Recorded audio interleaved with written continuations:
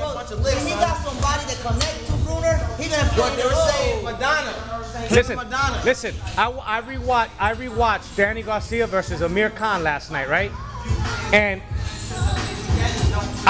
I was in the middle, like no bias, nothing, right? I personally, as a fighter, I like Danny. I think he's underrated. Danny, from the opening bell, they had a game plan against Khan. When Khan fired combinations, they were throwing with him. Yes. They knew they were going to connect. Now, Khan overcommits, right? So instead of throwing one single shot or two shots at a time, he tries to throw 4 or 5 punch combinations. So Danny was throwing that left hook from the opening bell, and he was throwing. And Danny was landing that right. So the other thing I also noticed in that fight is Danny's speed he's not that slow like people say he is. But his timing is really good.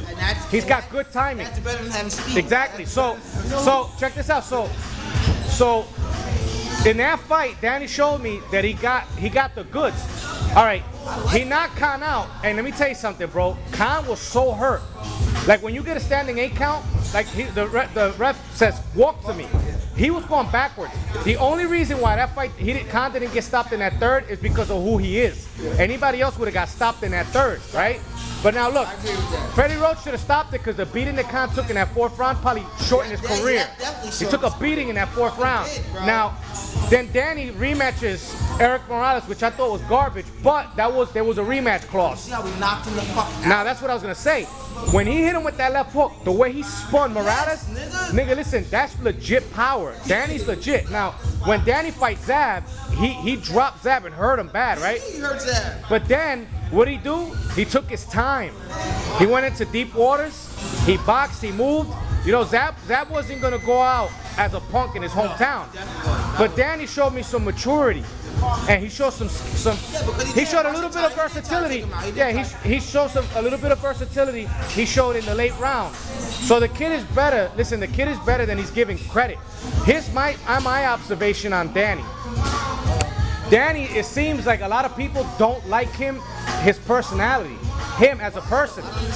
This is my belief. My belief is because people don't know how to identify Danny. In other words, Danny does this rapper swag shit, rapper wannabe.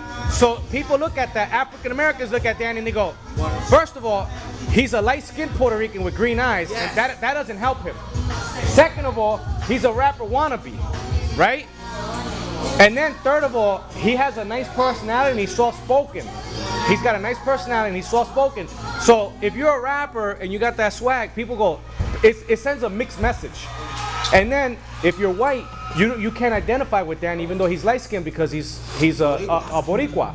But then the Boricuas in the island can't relate to him because he doesn't speak Spanish. He doesn't? He doesn't speak Spanish. So when I talk to a lot of people, and I ask a lot of people this, right? I tell myself, yo, why don't people like Danny Garcia? Yo, he's a really nice kid, right? He doesn't talk smack. He goes in the ring and he does his work. Like, how do people not like him? I can't fuck with a Puerto Rican chick that don't speak Spanish. Yeah, but yo, listen, the Boricuas in the island, they didn't embrace him. And you know what? He's not the first Boricua that happened to. But listen to me, bro. Listen to me. You got Al Heyman, right? The supposed genius, right? All right, check this out. Boricua boxing is in the worst stages that it's ever been, right? Cotto is basically done. He's fighting for retirement money. So you don't tell Danny, yo, learn some English. Learn some Spanish. So you could get that fan base of Cotto and you could take the Cotto mantle. You could take that mantle because Puerto Rican boxing doesn't have anybody now to represent. I didn't know he don't speak Spanish. He don't speak no Spanish. I didn't know that. So when he beats Khan, right, he shocks the world. If Danny would have spoken Spanish, said, le quiero dar gracias a todo Puerto Rico, you know, a la Isla del Encanto, a todos mis fans mexicanos, a todos los hispanos. If he would have said that in Spanish, nigga, he would have been an overnight megastar sensation. But you know what happened? His handlers didn't think of that. So you know what? They blew the chance. Now, Danny's going to get big paydays because of Al Heyman. But what's going to happen is, and I'm predicting this, as soon as Danny loses, yo, that's it. He's done. And then what happens is when Danny loses, then Al Heyman is going to put him on the boxing altar of sacrifice. Like they do with Josecito Lopez and like they do with other fighters. Heyman has other fighters and he puts them on the altar of sacrifice. then they'll do that with Danny. You know what I'm saying? So, you know, I just don't know why people, like, a lot of people don't seem to like this kid, but I think it's an identity issue. I think that he doesn't clearly identify with any group of people. And in boxing, you got 4 different types of people, fans. You got the Boricuas, you got the Mexicans, The blacks. you got the African Americans, and you got the Anglos, you got the whites. And I don't think anybody. What's your name, bro?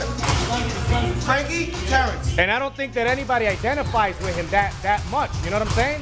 Like I'm a New Yorican, and I don't feel like I can identify with Danny. Like I think if I ever met Danny, try to hang out with him, I think we're on 2 different pages. Yeah, like I don't like the music he likes, and you know, it's just I don't relate to him.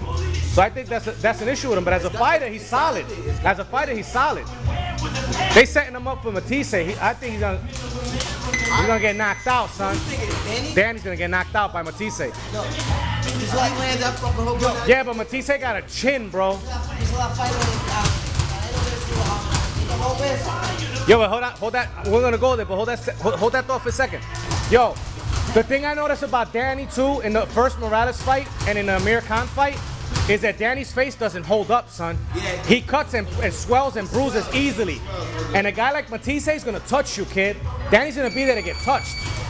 But Matisse, the difference is Matisse's fronts are too wide for them to. I don't think those. Matisse got a chin though, bro, and he hits hard, kid. I mean, yo, he grazed Lamont Peterson and washed him in the floor. Shot Lamont Peterson. Huh? I think he's shot. He might be a shot. After he fought Amir Khan, he knew what to say. Nobody ever did that to Peterson, son. Not like that. Not like that, bro. I think But and when they exchanged left hooks, bro, Peterson landed that left hook flush on Matisse's chin, and Matisse didn't even blink, bro. Yo, this kid is. Yo, listen, Matisse and Triple G, these are 2 dudes that are on a different level in terms of power and resistance, bro. They're on a different level. And that's what boxing needed, because, yo, about a month ago, I felt like I didn't give a shit about boxing no more. And then, like, Matisse, Triple G, that all ignited my passion for boxing again. It has been picking up a little bit. Yeah, let me get some love.